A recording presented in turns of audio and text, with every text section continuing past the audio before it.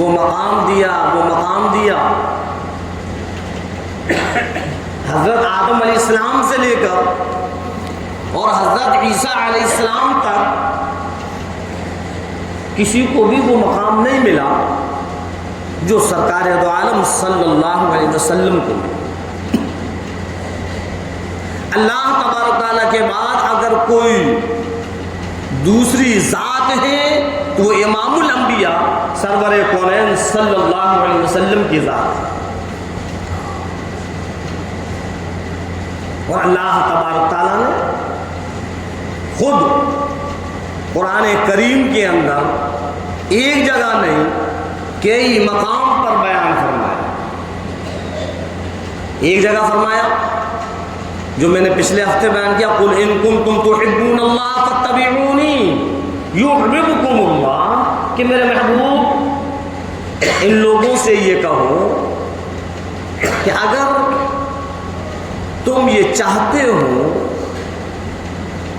کہ اللہ کو اللہ سے محبت کریں، اللہ کو پسند کریں، تو میری اتباع کرو، فاتبعونی، میری اتباع کرو۔ اگر تم میری اتباع کرو گے یحببکم اللہ، تو اللہ تم سے محبت کرے۔ اور اس آیت کے اندر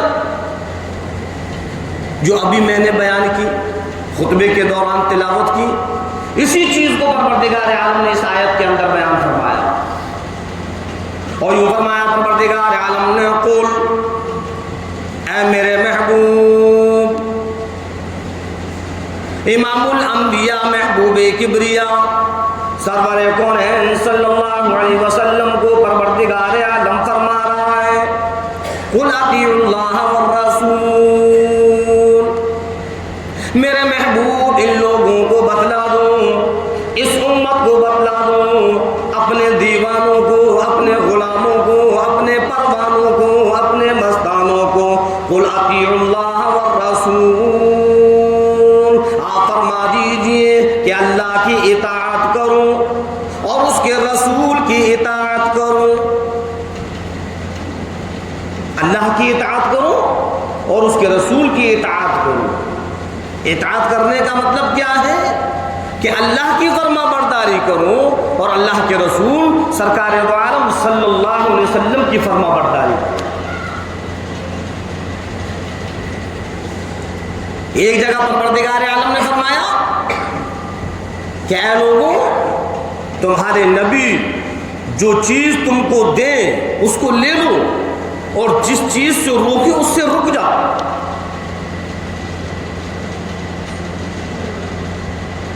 اللہ کی بھی فرما برداری اور اللہ کے نبی کی بھی فرما برداری۔ فَإِن تَوَلَّوْا فَإِنَّ اللَّهَ لَا يُحِبُّ الْكَافِرِينَ، ساتھ میں یوں بھی فرما دیا، اے میرے محبوب ان لوگوں کو یہ بھی بتلا دو، فَإِن تَوَلَّوْا فَإِنَّ اللَّهَ لَا يُحِبُّ الْكَافِرِينَ،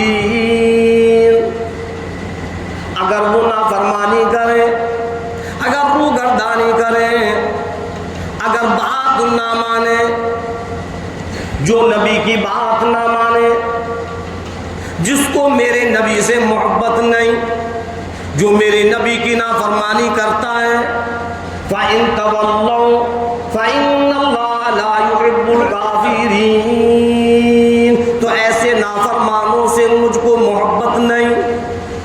اللہ فرما رہا ہے میں ان نافرمانوں سے محبت نہیں کرتا، میں ان لوگوں کو پسند نہیں کرتا جو میرے نبی کی نافرمانی کرے، جو میری نافرمانی کرے، میرے نبی کی نافرمانی کرے۔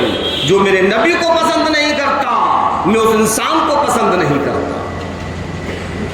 ارشاد فرمایا پروردگار عالم نے، فَإِنَّ اللَّهَ لَا يُحِبُّ الْكَافِرِينَ، جس کے دل میں نبی کی محبت نہیں، جس کو میرے نبی سے الفت نہیں، وہ انسان مجھ کو پسند نہیں، میں اس کو پسند نہیں کرتا۔ کون کہہ رہا ہے؟ پروردگار عالم فرما رہا ہے۔ تو پتہ یہ چلا کہ سرکار دو عالم صلی اللہ علیہ وسلم کی اگر ہم نافرمانی کر رہے ہیں تو گویا کہ سرکار سے ہم کو محبت نہیں ہے، جبھی تو نافرمانی کر رہے ہیں۔ اگر ہم سرکار کے فرمان کو ٹھکرا رہے ہیں، اگر ہم سرکار کے فرمان پر نہیں چل رہے ہیں، تو ہمارے دل میں نبی کی الفت نہیں ہے۔ زبان سے بھلے کہیں کہ نبی کی الفت، نبی کی محبت، نبی کی محبت اور نبی کی الفت کا مطلب یہ ہے کہ سرکار کے فرمان پر چلنا ہے، سرکار کے طریقے پر چلنا ہے، اپنی ساری کی ساری زندگی کو سرکار دو عالم صلی اللہ علیہ وسلم کے طریقے کے مطابق گزارنا، یہ ہے نبی کی محبت۔ اور جو انسان سرکار کے طریقے کے مطابق نہیں چلے گا، فرمایا پروردگار عالم نے، تو پھر ایسے نافرمان کو ہم پسند نہیں کرتے، اللہ محبت نہیں کرتا۔ اور جس کے بارے میں اللہ ہی فرما دے کہ میں اس سے محبت نہیں کرتا، تو پھر اس کا ٹھکانہ کہاں ہوگا؟ سرکار دو عالم صلی اللہ علیہ وسلم سے محبت کرنے کا مطلب یہ ہے کہ ہمارے ہر عمل میں سرکار کا طریقہ ہو۔ سرکار دو عالم صلی اللہ علیہ وسلم سے محبت کرنے کا مطلب یہ ہے کہ ہمارے اخلاق بھی سرکار جیسے ہوں، ہماری عادت بھی سرکار جیسی ہو، ہمارے طور طریق بھی سرکار جیسے ہوں، ہمارا معاشرہ بھی نبی جیسا ہو، ہمارے چال چلن بھی نبی جیسا۔ یہ ہے سرکار دو عالم صلی اللہ علیہ وسلم کی محبت۔ اور خود قرآن کریم کے اندر پروردگار عالم نے فرما دیا، لقد کان لکم فی رسول اللہ اسوۃ حسنہ، اے لوگوں میرے اپنے پیارے حبیب سرکار دو عالم صلی اللہ علیہ وسلم کو ایک بہترین نمونہ بنا کر پیش کیا۔ جو عمل میرے نبی کے نمونے کے مطابق ہوگا اس کو تو میں قبول کر لوں گا، اور جو عمل میرے نبی کے نمونے کے مطابق نہیں وہ قابل قبول نہیں۔ چاہے وہ نماز ہو، چاہے وہ قرآن کریم کی تلاوت ہو، چاہے وہ حج ہو، چاہے وہ زکوٰۃ جیسا عمل ہو۔ انسان اگر روزہ رکھ رہا ہے لیکن نبی کے طریقے پر نہیں، فرمایا پروردگار عالم نے مجھ کو تیرا روزہ بھی قبول نہیں، پھر تو فاتح پر فاتح کر رہا ہے۔ ہر عمل کے لیے پروردگار عالم نے امام الانبیاء سرکار دو عالم صلی اللہ علیہ وسلم کو ایک نمونہ بنا کر پیش کیا۔ چنانچہ اگر بچپنا دیکھنا ہے، حضرت آمنہ کے لخت جگر کا بچپنا موجود۔ اگر جوانی دیکھنا ہے تو حضرت خدیجۃ الکبریٰ رضی اللہ تعالیٰ عنہ کے شوہر کی جوانی موجود ہو۔ اگر بڑھاپا دیکھنا ہے تو حضرت فاطمہ الزہرا رضی اللہ تعالیٰ عنہ کے ابا جان کا بڑھاپا موجود۔ اگر کاروبار کی ضرورت پڑ جائے تو ملک شام کا تاجر موجود۔ اگر امامت کی ضرورت پڑ جائے تو مسجد نبوی کا امام موجود۔ اگر مزدوری کی ضرورت پڑ جائے تو آپ کا مزدوری پر بکریوں کو چرانے کا کردار موجود۔ اگر شادی بیاہ کی ضرورت پڑ جائے تو آپ کی لخت جگر کے شادیوں کا واقعہ موجود۔ اگر طلاق کی ضرورت پڑ جائے تو آپ کی دو لخت جگروں کو طلاق کا واقعہ موجود۔ اگر فاتح کی ضرورت پڑ جائے تو آپ کے شکم مبارک پر دو پتھر باندھنے کا واقعہ موجود۔ غرض یہ کہ ماں کی گود سے لے کر اور قبر کے آغوش تک اللہ تبارک تعالیٰ نے سرکار دو عالم صلی اللہ علیہ وسلم کو ہر عمل کے لیے ایک بہترین نمونہ بنا کر پیش کیا۔ چاہے وہ کاروبار ہو، چاہے وہ محنت مزدوری ہو، چاہے وہ ملازمت ہو، چاہے وہ شادی بیاہ کا ماحول ہو، چاہے وہ تندرستی ہو، ہر عمل کے لیے۔ اور جو عمل سرکار کے طریقے کے مطابق نہیں، فرما دیا پروردگار عالم نے انسان مجھ کو تیرا وہ عمل پسند نہیں جو نبی کے طریقے کے مطابق نہیں۔ آج اگر ہم کوئی کام کرتے ہیں اور کوئی چیز بناتے ہیں، اب اگر ہمارے پاس کوئی ویپاری آ رہا ہے اور وہ یہ کہہ رہا ہے کہ دیکھو میں تم کو یہ ایک سیمپل دے رہا ہوں، ایک نمونہ دے رہا ہوں، اور اسی نمونے کے مطابق مجھ کو مال بنا کر دوں، اسی سیمپل کے مطابق مجھ کو مال بنا کر دوں۔ ہم نے کہا ٹھیک ہے۔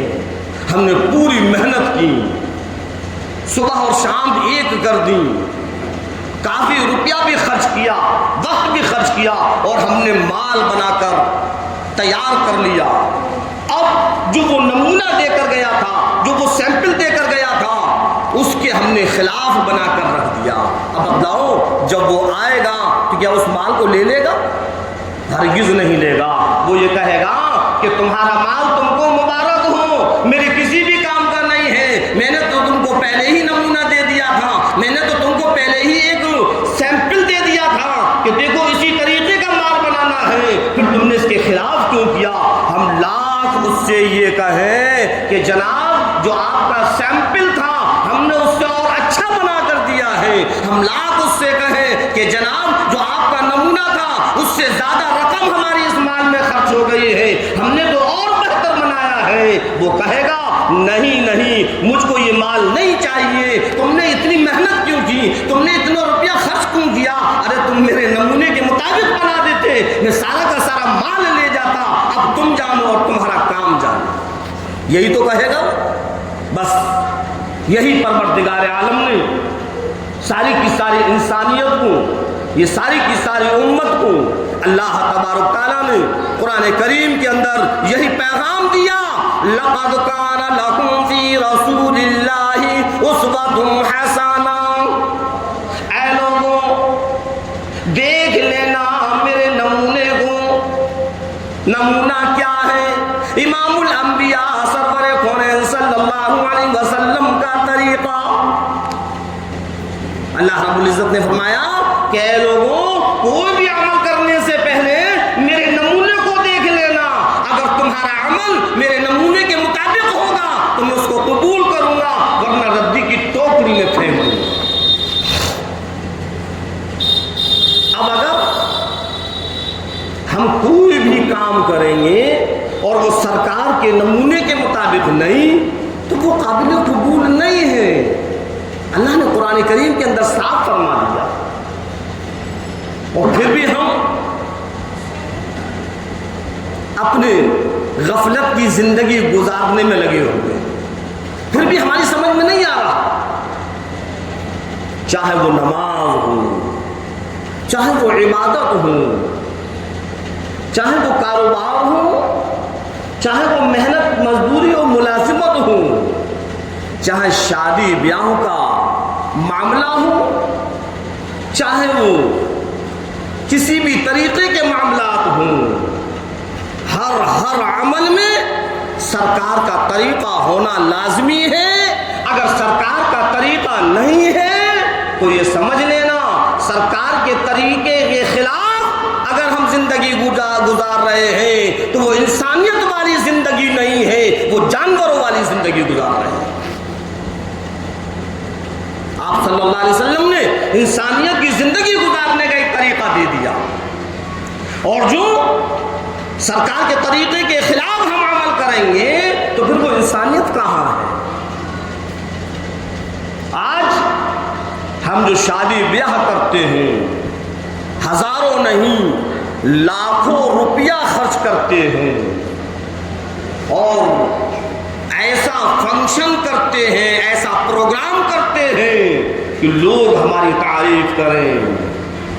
میرے نوجوانوں ذرا غور کرو، اس پروگرام کو جو ہم اور آپ کر رہے ہیں لوگوں کو خوش کرنے کے لیے، ہم نے لوگوں کو خوش کر دیا، رشتہ داروں کو خوش کر دیا، دوست احباب کو خوش کر دیا، لیکن ہمارے اس پروگرام سے سرکار دو عالم صلی اللہ علیہ وسلم خوش نہیں ہے، اور جس سے سرکار خوش نہیں وہ پروگرام کبھی بھی کامیاب نہیں ہو سکتا۔ دیکھ رہا ہے ہم کو کامیابی ہے، لیکن نہیں، وہ کامیابی نہیں ہے۔ کامیابی تو جب ہوگی جب کہ ہم سرکار کے طریقے پر کریں۔ اور آج سرکار کا طریقہ تو ہم نے پرانا طور طریقہ بنا کر رکھ دیا کہ ارے یہ تو پرانا طریقہ ہے، چھوڑو، اب ماڈرن زمانہ ہے، اب نئے طریقے سے کام کریں۔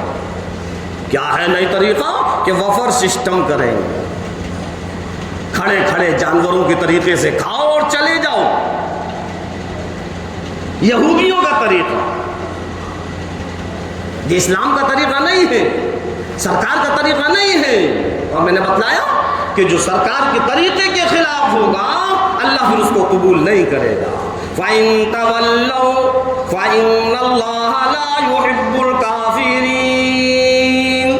میرے محبوب ان لوگوں کو بتلا دو، ان لوگوں کو سمجھا دو، ان لوگوں سے کہہ دو اگر تم روگردانی کرو گے، اگر نبی کی اطاعت نہیں کرو گے، اگر تم نبی کی نافرمانی کرو گے تو پھر اللہ ایسے نافرمانوں کو پسند نہیں کرتا جس کے بارے میں پروردگار عالم فرماتے مجھ کو وہ انسان پسند نہیں۔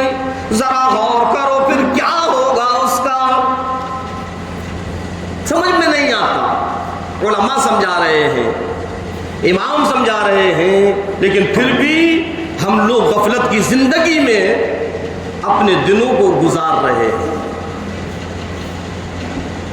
عیسائیت کا طریقہ چھوڑو، یہودیت کا طریقہ چھوڑو اور سرکار دو عالم صلی اللہ علیہ وسلم کے طریقے پر آ جاؤ۔ اگر کامیاب ہونا چاہتے ہو تو صرف اور صرف ایک ہی طریقہ ہے اور وہ سرکار دو عالم صلی اللہ علیہ وسلم کا طریقہ ہے، ورنہ آج دنیا میں بھی تم بے عزت اور رسوا ہو رہے ہو، کل قیامت کے دن بھی رسوائی اور ذلت تمہارے ساتھ ہوگی اگر نبی کا طریقہ تمہارے ساتھ نہیں ہے۔ میرے نبی، تیرے نبی، ساری کی ساری کائنات کے نبی، نبیوں کے نبی، ولیوں کے نبی، قطب ابدال پیغمبروں کے نبی، اس کالی کملی والے سرکار دو عالم صلی اللہ علیہ وسلم کا فرمان ہے، کیا فرمایا کہ جو جس کا طریقہ اپنائے گا کل حشر اس کا اسی کے ساتھ ہوگا۔ کیا ہمیں اس فرمان پر یقین نہیں؟ غور کرو، آپ کا فرمان ہے کہ جو جس کا طریقہ اپنائے گا کل اس کا حشر اسی کے ساتھ ہوگا۔ اے 15ویں صدی کے مسلمان ذرا سوچ تو صحیح، کہاں کھو گیا تو، کہاں گئی تیری سمجھ اور بوجھ، کیوں تیری سمجھ میں نہیں آتا؟ اللہ کے رسول امام الانبیاء سرور کونین صلی اللہ علیہ وسلم کے فرمان پر غور کر، ارشاد فرمایا مدنی کریم صلی اللہ علیہ وسلم نے جو جس کا طریقہ اپنائے گا اس کا حشر اسی کے ساتھ ہوگا۔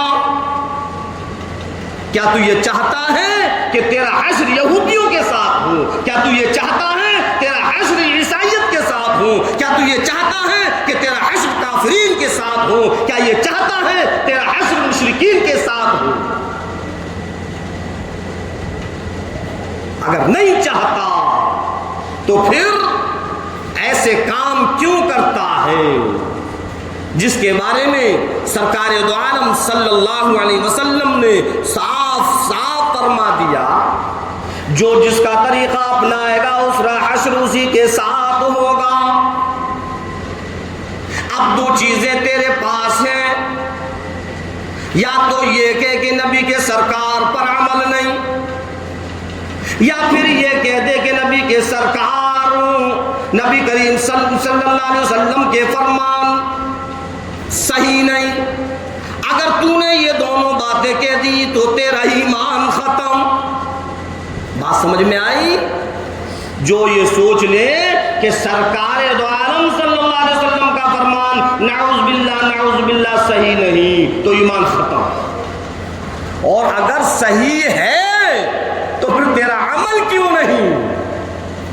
کیوں تو اتنا ڈھیٹ بن گیا کہ جاننے کے باوجود، یقین کرنے کے باوجود پھر بھی تو عمل نہیں کرتا؟ گویا کہ تو نے سرکار دو عالم صلی اللہ علیہ وسلم کے فرمان کو، سرکار دو عالم صلی اللہ علیہ وسلم کے فرمان کو کوئی اہمیت ہی نہیں دی، اور پھر تو یہ کہے کہ نبی سے محبت ہے۔ ارے ایک طرف کہتا ہے کہ نبی سے محبت ہے اور دوسری طرف تو سرکار کے فرمان کی پرواہ نہیں کرتا، کیسی محبت ہے؟ ایک نہیں، دو نہیں، تین نہیں، اب تو نظر اٹھا کر دیکھو، جدھر دیکھو وفر سسٹم، الا ماشاء اللہ ایک آدھ ہی پروگرام ایسا ہوگا جس میں وفر سسٹم نہیں. اور جس انسان نے وفر سسٹم نہ کیا ہم اس کو حقیر سمجھتے ہیں، ہم اس کو کمتر سمجھتے ہیں، ہم اس کو تنگدست سمجھتے ہیں، ہم اس کو غریب سمجھتے ہیں، ہماری نظر میں اس کی کوئی ویلیو نہیں ہے یا نہیں؟ ارے کیا ایسی سادہ نیو پروگرام کر دیا، اتنا تو نہیں ہوا کہ کچھ بفر سسٹم کر لیتا، کیا کھانا کھلایا، یوں ہی پٹرے بچھا کر بس بٹھا دیا. میرے محترم بزرگوں، عزیز دوستوں، جس عمل میں سرکار کا طریقہ ہوگا وہی بہتر ہے، اور جس عمل میں سرکار کا طریقہ نہیں، ہم لاکھوں نہیں کروڑوں خرچ کر دیں پھر بھی وہ بہتر نہیں. پھر تو یہودیت کے ساتھ اور نصاراؤں کے ساتھ، مشرکین کے ساتھ اور کافرین کے ساتھ کل ہمارا حشر ہوگا. کیوں؟ اس لیے کہ آج ہم سے ان کا طریقہ نہیں چھوٹتا. اللہ تبارک تعالیٰ نے صاف صاف قرآن کریم کے اندر فرما دیا، لقد کان لکم فی رسول اللہ اسوۃ حسنہ، کہ ہم نے ہر عمل کے لیے آپ صلی اللہ علیہ وسلم کو بہترین نمونہ بنا کر پیش کیا. اب ہر عمل میں سرکار کے نمونے کو پروردگار عالم دیکھے گا. آج ہم اور آپ اپنی زندگیوں کو اٹھا کر دیکھیں کہ کہاں سے دیکھتا ہے کہ میں نبی کا امتی ہوں. ہم نے اپنا سب کچھ بدل دیا. ایک غیر مسلم کو کھڑا کر دیا جائے اور ایک مسلمان کو کھڑا کر دیا جائے، شناخت نہیں کر سکتے کہ اس میں مسلم کون ہے، غیر مسلم کون ہے، پتہ ہی نہیں چلے گا. آج ہم نے اپنا چہرہ مورا جو بنایا وہ غیروں کا، اپنا لباس بنایا وہ غیروں کا، اپنی عادت و اخلاق بنائی تو وہ نبی جیسے نہیں، اپنا معاشرہ نبی جیسا نہیں، اپنا کردار نبی جیسا نہیں، اپنا چال چلن نبی جیسا نہیں، سب بدل دیا. ارے اللہ کے رسول سرکار دو عالم صلی اللہ علیہ وسلم کے امتی ہو، نبی کریم صلی اللہ علیہ وسلم کے امتی بن کر زندگی گزارو. اور نبی کریم صلی اللہ علیہ وسلم کے امتی بن کر اگر ہم زندگی گزاریں گے اور حقیقی محبت اگر سرکار سے ہم کریں گے تو رب ذوالجلال کی قسم پھر سرکار کی ہر ادا سے ہم کو محبت ہوگی. ہمارے اخلاق بھی نبی جیسے ہوں، ہمارا معاشرہ بھی نبی جیسا ہو، ہمارا کردار بھی نبی جیسا ہو. کیسے اخلاق تھے سرکار دو عالم صلی اللہ علیہ وسلم کے؟ ایسی اخلاق تھے کہ اگر کسی نے ہم سے کچھ کہہ دیا تو پلٹ کر ہم نے اس کو برا بھلا کہہ دیا، ہم نے اس کو گالیوں کی ایک بوچھار لگا دی. نہیں، سرکار کے اخلاق ایسے نہیں تھے. سرکار کے اخلاق تو ایسے تھے کہ مشرکین نے آپ پر اذیتیں ڈالی، آپ کو پریشان کیا، آپ کے راستے میں کانٹے بچھائے، آپ کے اوپر کوڑا کرکٹ ڈالا گیا، لیکن پھر بھی آپ دعائیں کر رہے ہیں، اے پروردگار عالم ان کو ہدایت نصیب فرما. اور آج ہمارے اخلاق کی وجہ سے ہم سے ہمارا پڑوسی ناراض ہے، ہمارے اخلاق کی وجہ سے ہم سے ہمارا بھائی ناراض ہے، ہمارے اخلاق کی وجہ سے ہم سے ہمارے محلے والے ناراض ہیں، ہمارے اخلاق کی وجہ سے ہم سے ہمارے رشتہ دار نہیں ملتے، ہمارے عزیز و قارب نہیں ملتے. سب نے ہمارے اخلاق کی وجہ سے ہم کو الگ تھلگ کر دیا. اے مسلمان، اے 15ویں صدی کے مسلمان، کیا ہو گیا؟ تو نے کیسے اخلاق بنا لیے کہ تجھ کو سب نے ایک طرف پھینک دیا؟ اپنے اخلاق کو صحیح کر، اپنے کردار کو صحیح کر، ایسا اخلاق بنا جیسے نبی کے اخلاق تھے، ایسے اخلاق بنا جیسے صحاباؤں کے اخلاق تھے. اللہ کے رسول سرکار دو عالم صلی اللہ علیہ وسلم تشریف لے جاتے ہیں، ایک بڑھیا اوپر سے کوڑے کی ڈلیا ڈال دیتی ہے۔ سرکار دو عالم صلی اللہ علیہ وسلم کے اوپر کوڑا آتا ہے، کوڑا آپ کے اوپر آ جاتا ہے، لیکن اس بڑھیا سے کچھ نہیں کہتے، ایسے آپ کے اخلاق تھے، نکل گئے۔ ایک دن آپ کے اوپر کوڑا نہیں آیا، غور کریں، ایک دن آپ کے اوپر کوڑا نہیں آیا، آپ کہنے لگے کیا ہوا؟ جو میرے اوپر کوڑا ڈالا کرتی تھی، کیا ہوا آج اس نے کوڑا نہیں ڈالا؟ پتہ یہ چلا کہ وہ بیمار ہے، پتہ یہ چلا کہ وہ بیمار ہے، تو آپ اس کے گھر پہنچے۔ اگر کوئی ہمارے اوپر کوڑا اور کرکٹ ڈال دے، دیکھیں گے اور ایسی ایسی بہترین گالیوں سے اس کا سواگت کریں گے کہ اس نے کبھی نہ سنی ہو۔ لیکن آپ کیا کر رہے ہیں کہ آپ اس کے گھر تشریف لے گئے۔ جب اس گڑیا کی لڑکی نے دیکھا، آ کر کہنے لگی اماں جان خیر نہیں، بیٹی کیا بات ہے کہ اماں جان جن کے اوپر آپ کوڑا ڈالا کرتی تھی وہ سیدھے کے سیدھے گھر کی طرف آتے ہیں۔ وہ بڑھیا بھی گھبرا گئی کہ آج خیر نہیں، کیا ہوا؟ سرکار دو عالم صلی اللہ علیہ وسلم تشریف لائے اور اس بڑھیا سے کہا کہ او مائی ذرا مجھ کو بتلا، اگر کوئی ضرورت ہو، اگر دوا لانا ہے تو مجھ کو بتلا، اگر دوا کی ضرورت ہے، کسی کام و کاج کی ضرورت ہے تو مجھ کو بتلا دے، میں تیرا کام کرنے کے لیے تیار ہوں، تیری دوا لانے کے لیے تیار ہوں۔ بڑھیا کی آنکھوں میں آنسو آ گئے اور سوچنے لگی، کہنے لگی کاش میں آپ کے اوپر کوڑا نہ ڈالتی، میں کتنی بدبخت ہوں، میں کتنی نالائق ہوں کہ میں آپ کے اوپر کوڑا ڈالتی رہی، لیکن پھر بھی آپ مجھ کو دیکھنے کے لیے آئے، آپ میری تیمارداری کے لیے آئے، آپ میری میراث پرسی کے لیے آئے۔ اے اللہ کے نبی دیر نہ کیجئے، بس مجھ کو کلمہ پڑھا دیجئے۔ یہ تھے آپ کے اخلاق، جو آپ سے گفتگو کیا کرتا تھا، بس سرکار کے اخلاق کی وجہ سے وہ ایمان کے اندر آ جایا کرتا تھا۔ اسی لیے ابو جہل، ابو لہب اور یہ بڑے بڑے جو مکے کے چودھری لوگ تھے، انہوں نے یہ بات عام کر دی کہ میرا بھتیجا تو جادوگر ہے، اور جو اس سے بات کر لے گا بس اس پر جادو چڑھ جائے گا اور وہ بھی اسی جیسا ہو جائے گا۔ یہ بات اس لیے عام کی کہ دن اور رات صحابہ کرام ایمان کے اندر آ رہے تھے اور صحابہ کی تعداد بڑھتی چلی جا رہی تھی۔ ان بڑے بڑے چودھریوں کو یہ ڈر ہوا، یہ خدشہ ہوا، یہ خوف ہوا کہ کہیں ایسا نہ ہو کہ سارے ایمان کے اندر آ جائیں اور ہماری چودراہٹ ختم ہو جائے۔ تو انہوں نے یہ بات پھیلا دی کہ میرا بھتیجا جادوگر ہے، لوگوں یاد رکھنا میرے بھتیجے کی باتوں میں نہ آنا، کوئی میرے بھتیجے سے گفتگو نہ کرے، کوئی ہم کلام نہ ہو، کوئی اس کی بات نہ سنے۔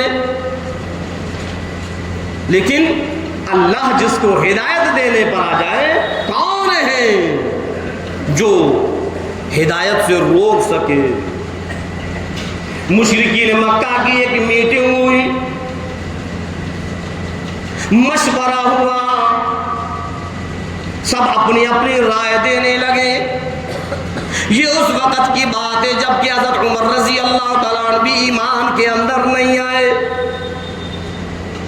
حضرت عمر فاروق رضی اللہ تعالیٰ عنہ بھی اس میٹنگ کے اندر موجود ہیں، اس مشورے کے اندر موجود ہیں، بڑے بڑے سردار موجود ہیں اور آپس میں مشورہ چل رہا ہے، آپس میں گفتگو چل رہی ہے، کیا کیا جائے، کیا کیا جائے، کیا کیا کیا عمل کیا جائے، کون سی ایسی تدبیر کی جائے جس سے لوگ ایمان کے اندر آنے سے رک جائیں۔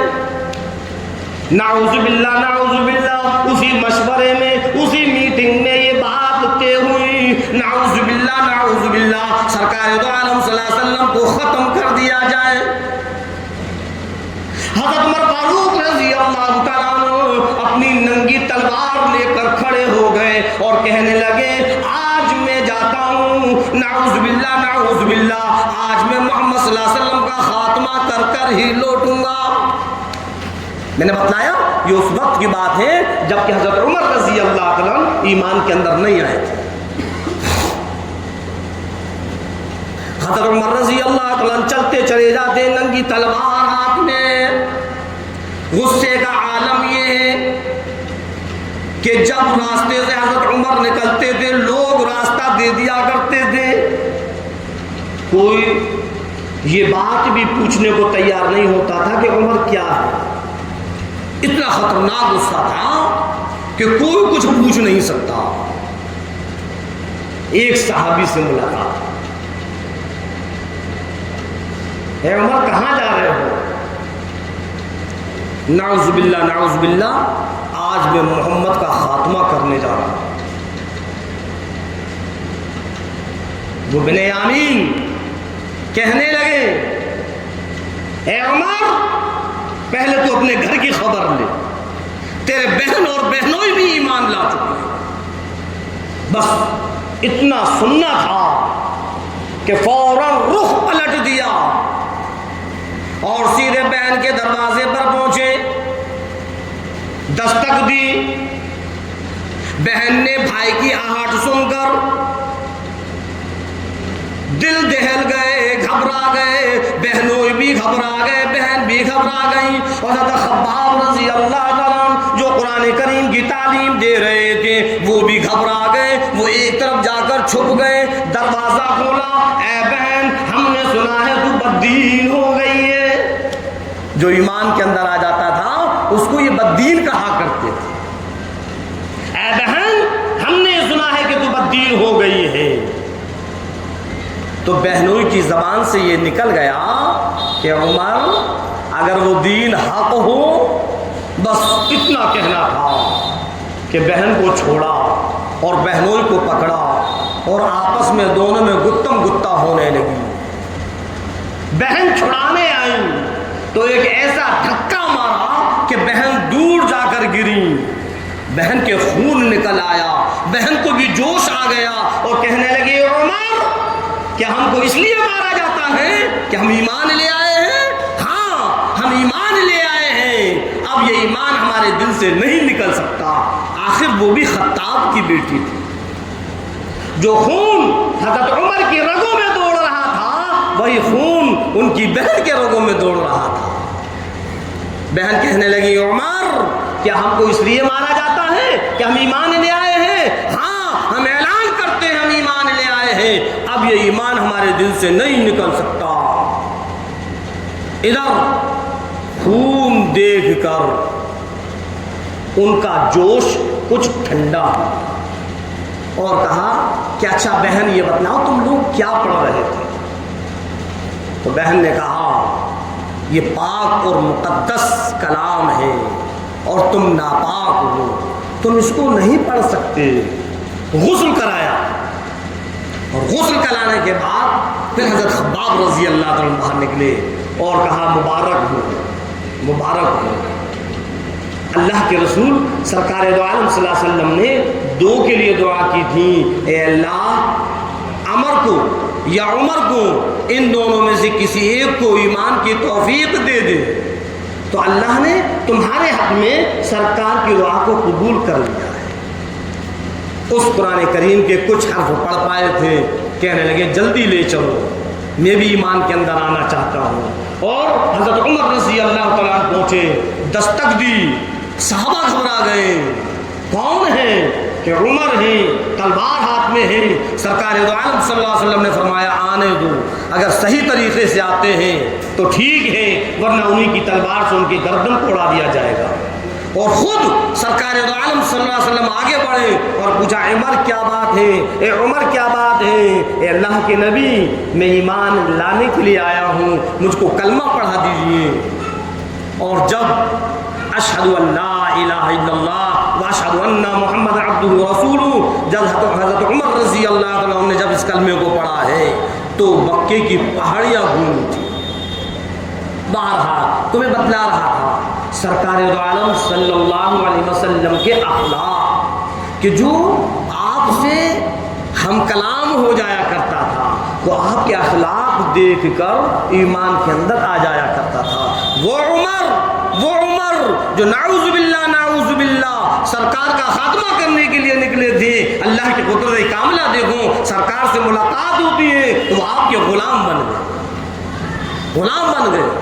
ایک مائی ہے مدینے سے باہر، سرکار دو عالم صلی اللہ علیہ وسلم مکے کے باہر جب سرکار دو عالم صلی اللہ علیہ وسلم نکلے تو دیکھا ایک مائی ہے اور سامان کی گٹھلی سر پر ہے۔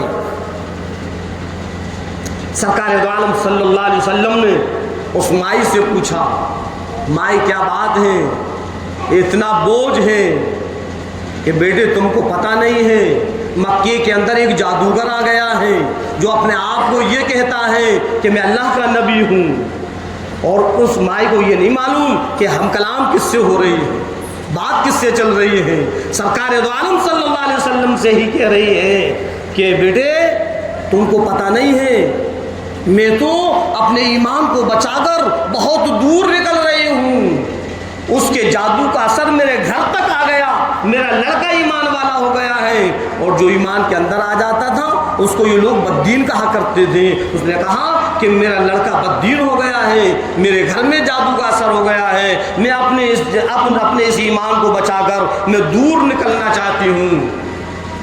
حضرت نے فرمایا، سرکار دو عالم صلی اللہ علیہ وسلم نے فرمایا کہ مائی لاؤ یہ بوجھ میں اٹھا لوں، اور سرکار دو عالم صلی اللہ علیہ وسلم نے اس سامان کی گٹھلی کو سر پر اٹھایا اور سر پر اٹھا کر اور چلے۔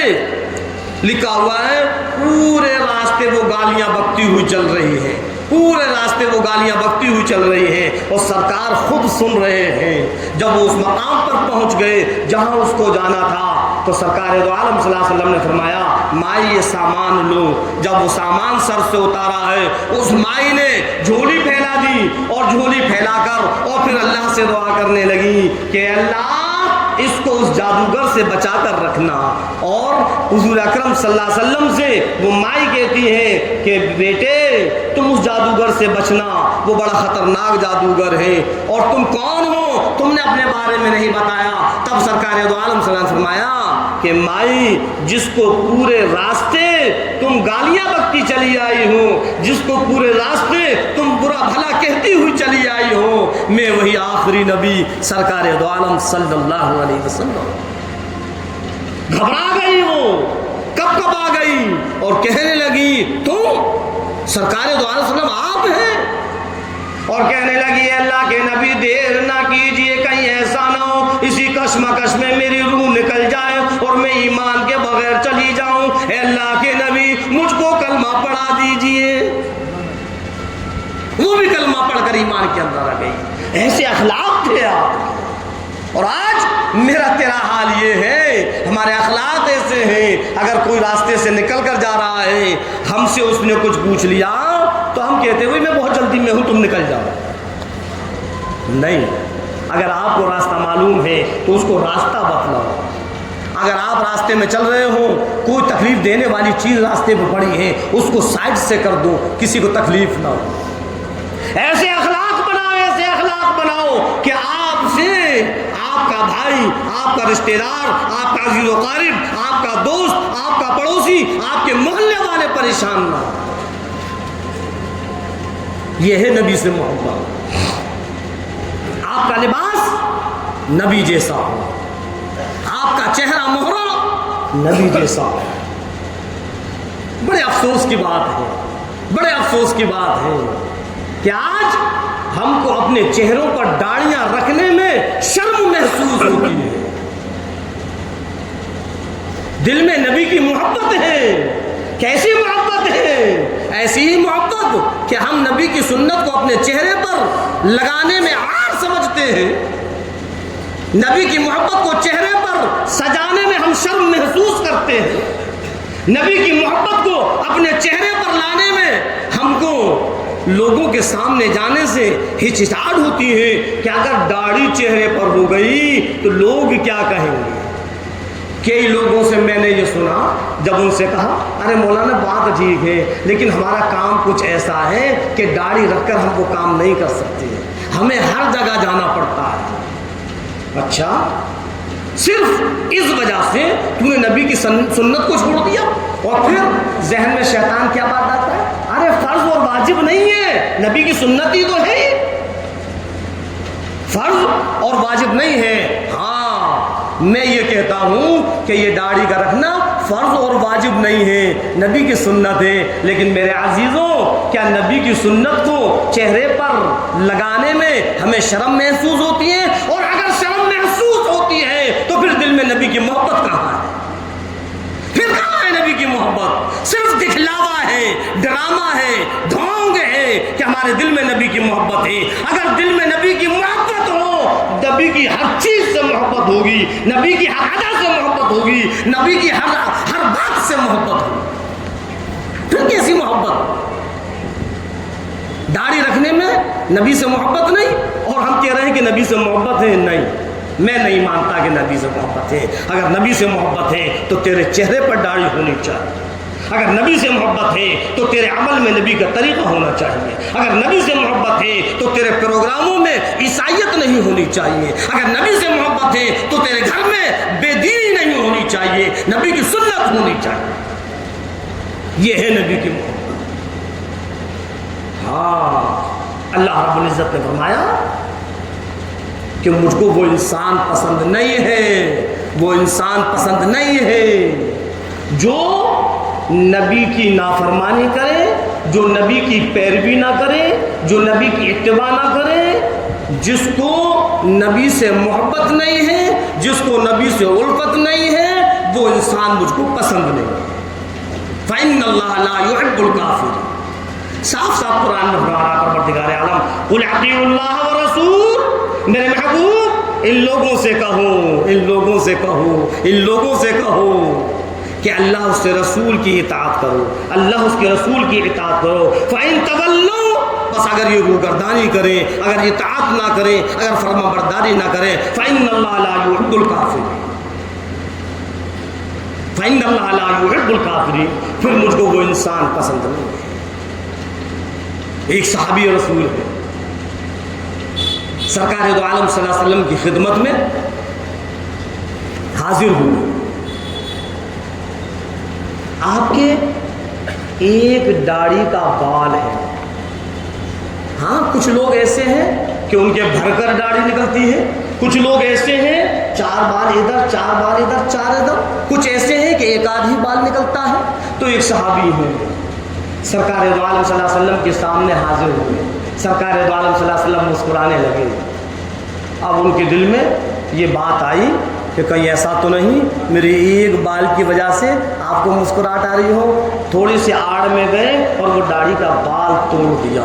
سرکار کے سامنے آئے, سرکار غصے سے لال و پیلے ہو گئے. آپ کو غصہ آ گیا اور آپ نے فرمایا یہ کیا کیا تم نے, یہ کیا کیا تم نے؟ معلوم بھی ہے تم کو تمہارے ایک بال پر کتنے فرشتے جھول رہے تھے.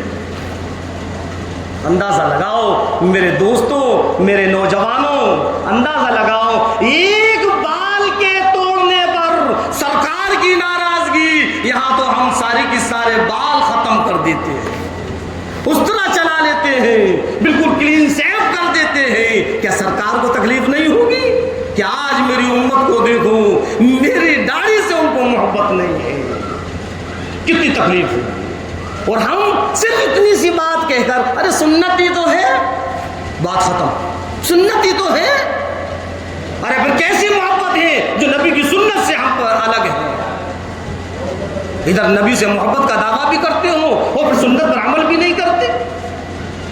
میرے عزیزوں, میرے دوستوں, اپنے ہر عمل میں سرکار کے طریقے کو لاؤ, ورنہ کل قیامت کے دن اسی طریقے سے اگر ہم غیروں کے طریقے پر چلتے رہے تو ہمارا حشر غیروں کے ساتھ ہوگا. اللہ رب العزت ہم اور آپ کو کہنے اور سننے زیادہ عمل کرنے کی توفیق عطا فرمائے. وما علینا الا